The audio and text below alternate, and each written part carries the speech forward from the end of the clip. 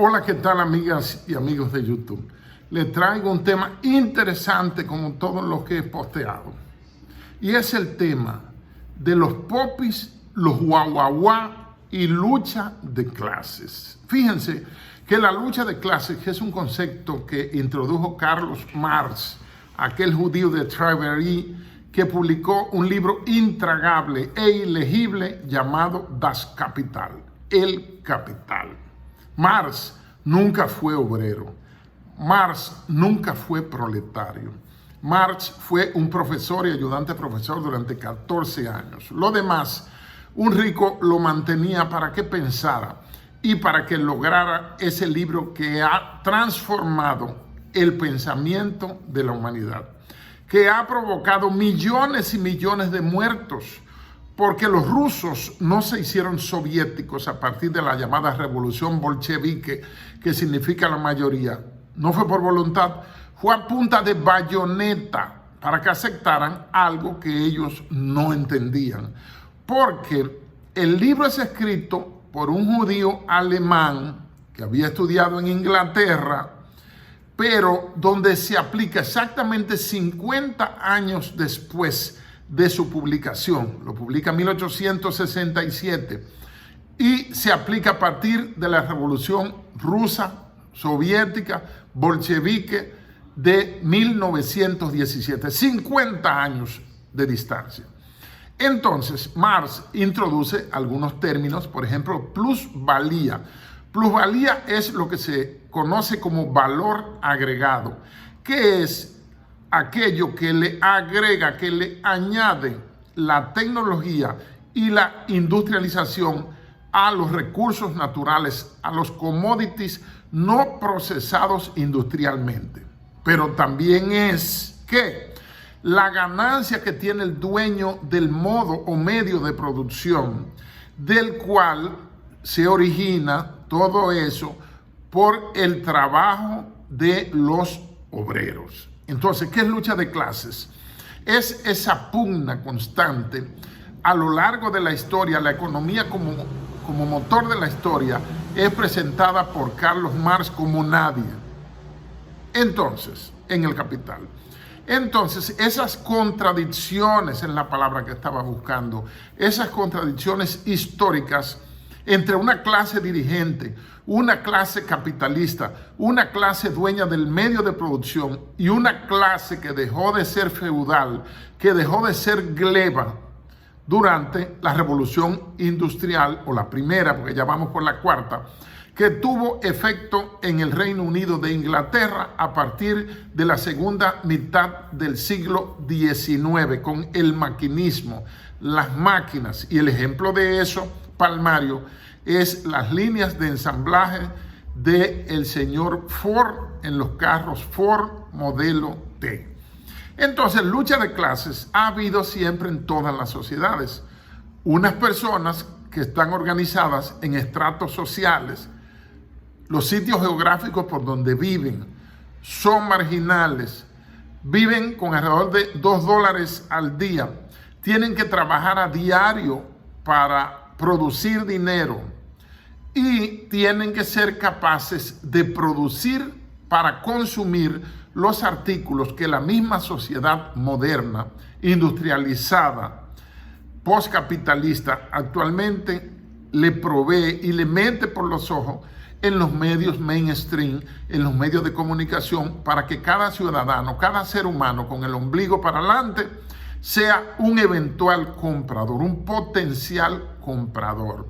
Y la publicidad, que siempre y toda es engañosa, le crea necesidades falsas, ficticias, y el ser humano comienza a sentirse satisfecho y tiene una emisión de dopamina, nada más por el hecho de ir a un mall a comprar cosas que no necesita y que quizás después la va a vender a 10 centavos, a 25 o a $1, porque ya en realidad no la necesitaba, pero el momento, el objetivo es comprar.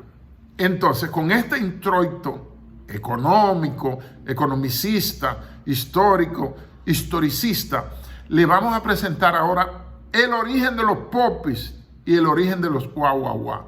cómo esa lucha de clases manifiesta y expresada en el gobierno que comenzó el 16 de agosto de 2020, que ahí es que surge el invento de popis y guau.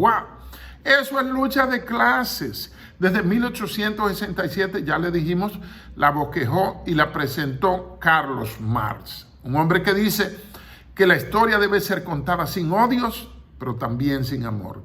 Y un hombre que dice, el oro circula porque tiene valor. El dólar tiene valor porque circula. Entonces, ¿qué es un popi? Un popi es, como le llaman en la guardia, en la policía, los que no pasan centro, los hijos de papi y mami, los peluches. Un popi es un cachorrito lleno de ternura y no hace ningún esfuerzo por nada. No se explica ni busca explicarse el mundo. Le hemos regalado todo como generación y al que le regalan todo creen que la vida es gratis.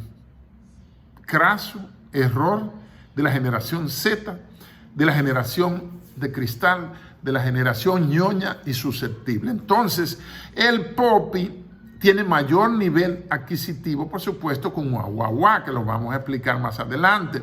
El popi tiene acceso a mercados, tiene acceso a internet, no se preocupa por la comida, hay comida suficiente en su casa, puede ordenar comida, puede ordenar que le lleven comida, que le lleven un litro de un vino carísimo, una paella a su casa, o que vayan camareros o cocineros y se la cocinen allá.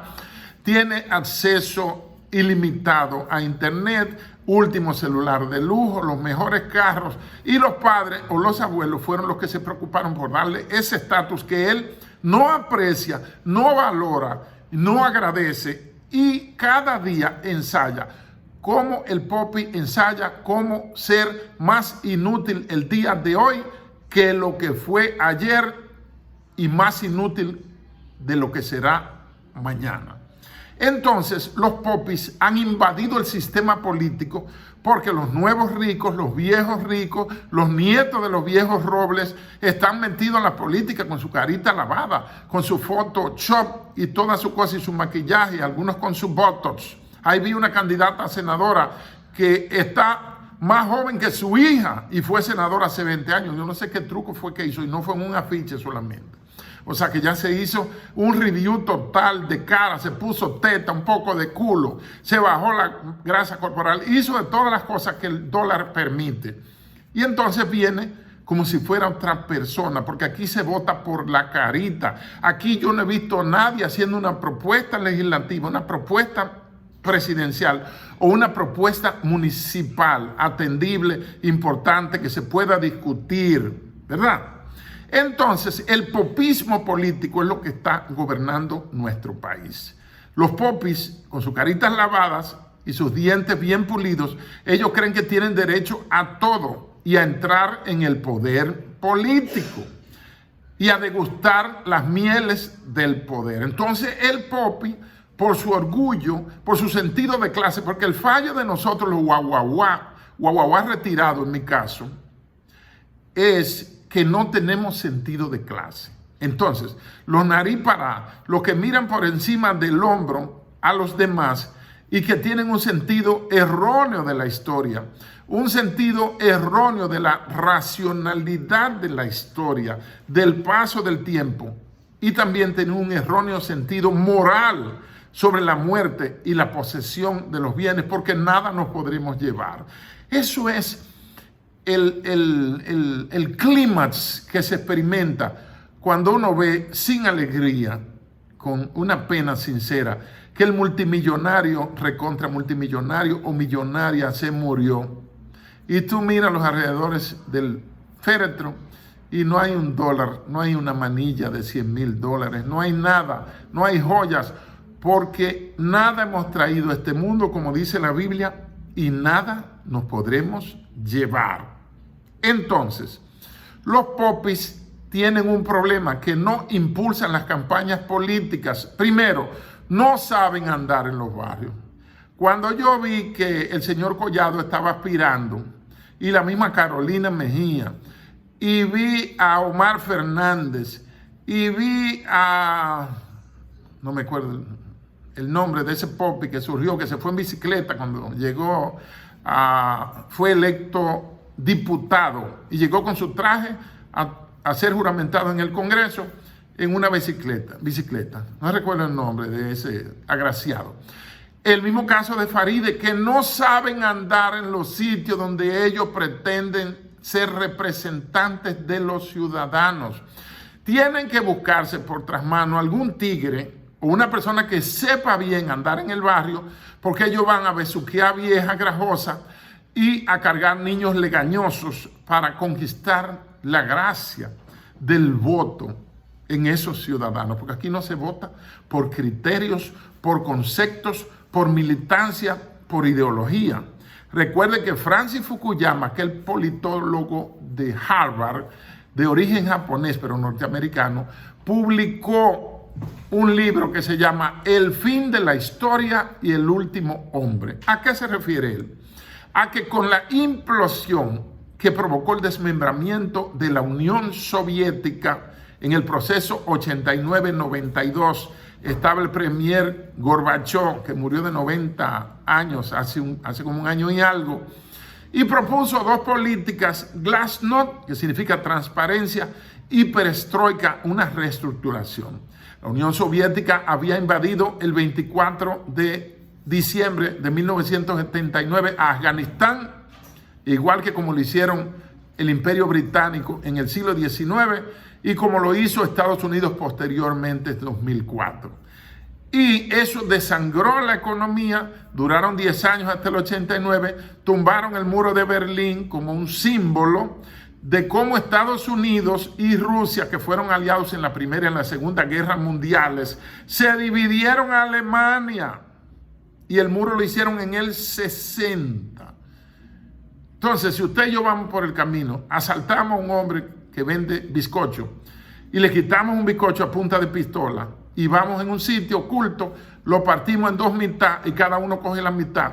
Tanto uno como el otro son dos ladrones, iguales que los dos ladrones que estaban, uno a la derecha y uno a la izquierda de Jesucristo. Eran dos ladrones, pero uno fue sabio, fue tocado por el Espíritu y se arrepintió y fue salvo desde ese mismo instante del sacrificio en la cruz. Entonces, los popis no hacen política, los popis no bajan a los bajaderos, los popis se sienten humillados si van a los barrios, los popis si son ministros al estilo el popi José Vicente de Hacienda, no se deja ver, se encierra, no saluda, teme estar contaminarse si saluda a esos garrapatosos y desarrapados retirados de la Policía Nacional. Entonces, ahora le pasó a Robertico Salcedo, el hijo del síndico histórico del distrito chiquito, pero con un enorme presupuesto. Porque antes la capital ocupaba los Alcarrizos, llegaba hasta Villa Altagracia, llegaba hasta San Cristóbal y llegaba hasta Boca Chica y por aquí llegaba hasta Monte Plata. Entonces se inventaron hacer un distritico chiquito, un cuadrante, ¿verdad? Para que tenga enorme presupuesto y ellos manejarlo limpiamente. Gente que no han hecho nada por este país, como la misma Carolina Mejía. Entonces, los popis no ayudan a los presidentes a reelegirse, porque los popis no se mueven su vida, su realidad, su accionar, su lógica mental. No tiene nada que ver con el sacrificio, porque no han sudado el trasero, no han sudado las bolas para conseguir las cosas en la vida. Y aquel, les repito, al que todo se lo dan, piensa que la vida es gratis. ¡Qué bendito error! Entonces, los popis le encantan los nombramientos, le encantan las becas, le encantan los consulados, ya que no tienen capacidad.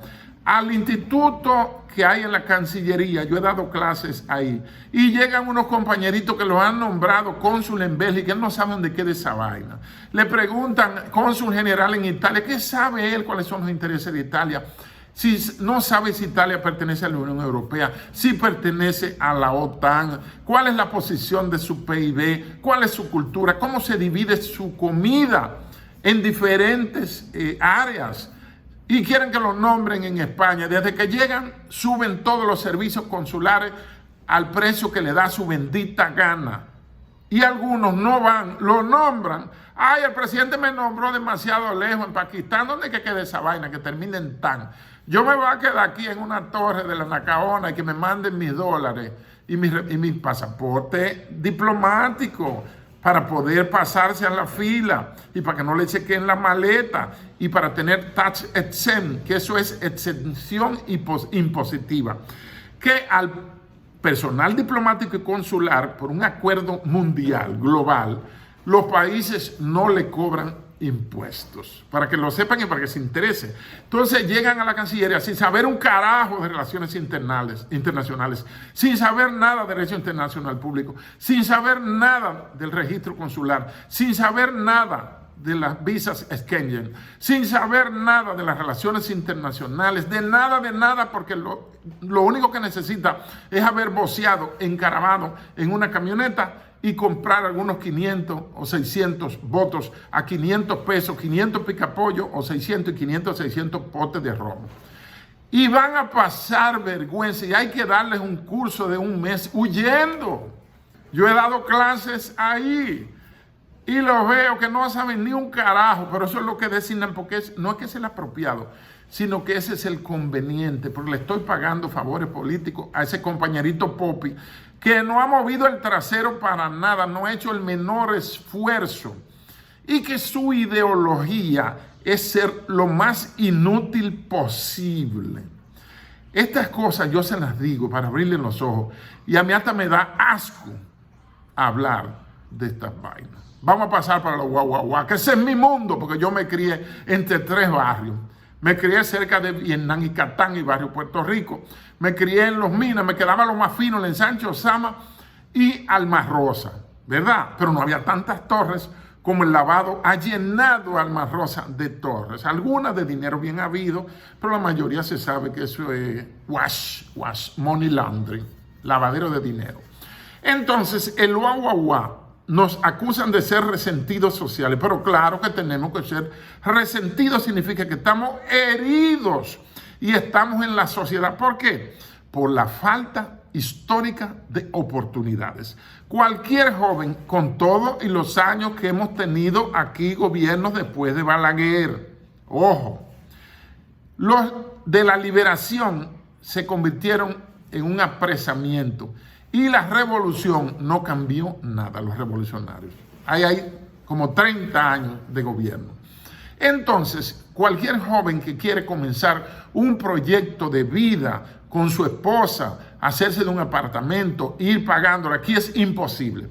Porque lo que los sociólogos llaman movilidad social, es decir, que un grupo social, un grupo humano, por ejemplo, todos los que viven en el ensanche Osama, tienen igual posibilidad, tienen igual nivel de oportunidades. Si se deciden a echar el pleito y triunfar, el Estado, por sus instituciones, le provee las facilidades, el ambiente laboral, el ambiente educativo, el ambiente social, soluciones colectivas de tráfico, porque el problema en nuestro país es que cada quien se preocupa por resolver su propio problema comprando su carro. Por eso nuestro país se ha inundado de unos carritos blancos y grises y color naranja, que no voy a dar la marca.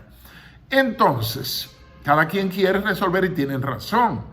Pero el Estado debe proveer soluciones colectivas para que, como en cualquier capital o país del primer mundo y del mundo avanzado, no del mundo letrina, pueda accesar, porque ese Transmilenio, por ejemplo, en Colombia, eso no falla.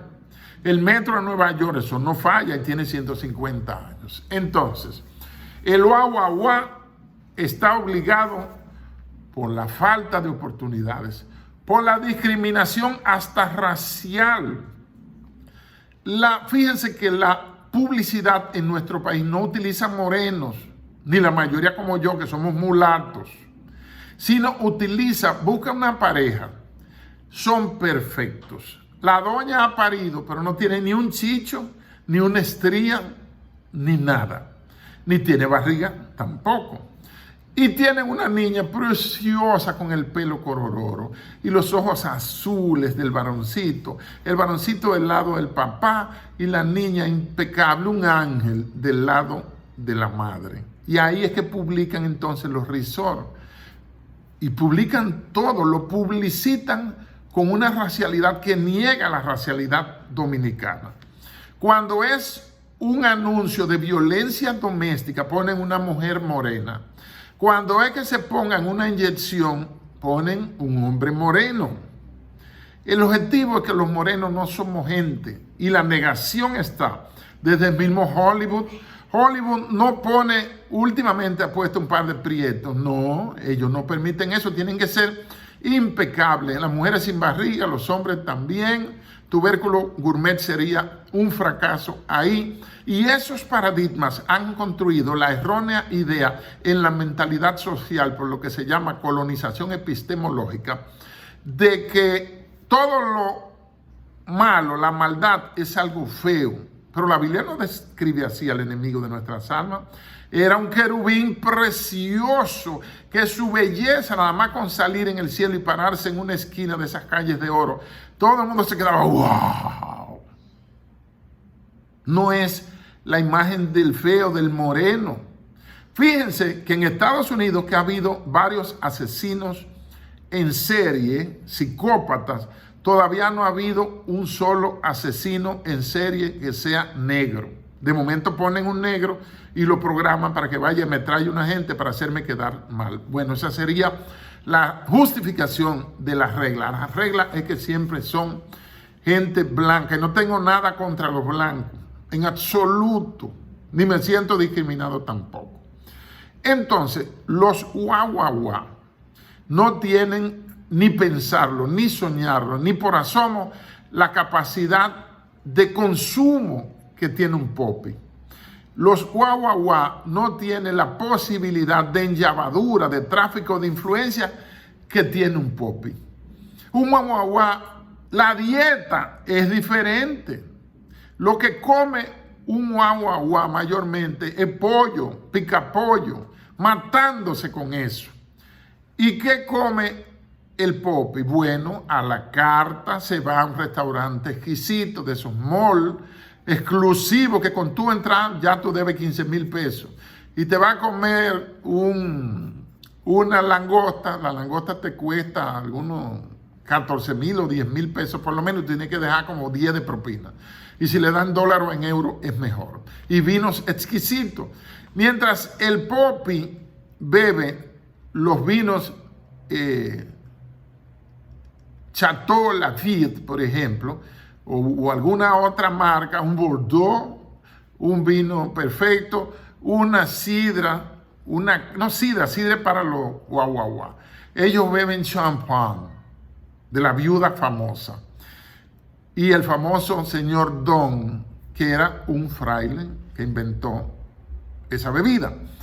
Entonces, el guau no tiene, el guau es marginal geográficamente. Habla diferente al popi. Tiene un código de comunicación diferente. Tiene unos códigos morales diferentes. Tiene medios de transporte diferentes. El guau, lo más que viaje para el Cibao o para Barahona, pero el popi se va de vacaciones a Suiza, a la Riviera Francesa, a las islas griegas y a cualquier otro sitio. Entonces, hay en este país, es como un edificio que tiene como 8 pisos, como 8 plantas. Arriba vive la clase dirigente, viven los guau en las últimas 3 plantas. Pero abajo y en el sótano de debajo del primer piso, ahí es que viven los guau. Porque no hay posibilidad de subir esas escaleras, porque lo que se llama movilidad social cada vez es peor. Cada vez es más difícil en la República Dominicana. El joven que tiene un proyecto de vida lo programa ¿para dónde? Fuera del país, porque no hay las condiciones mínimas para progresar. Hay muchos profesionales que están esperando que los nombren, entonces los nombran con 30,000 pesos, 1,000 pesos diarios, de los cuales se le van en comida y pasaje, se le van 10,000 o 12,000 mensuales y le quedan como 18 o 17, aparte de los impuestos que les cobran y del ITBIS o ITEBI, que está creo que a 18 o a 22%. Entonces, ¿qué hace? Compra una mesa en el mercado, busca una cosa de hacer masa de harina y busca huevo, busca bacalao, busca harina, por supuesto, busca carne molida y se pone a vender empanadas en una esquina con unos jugos, con una neverita cargado de azúcar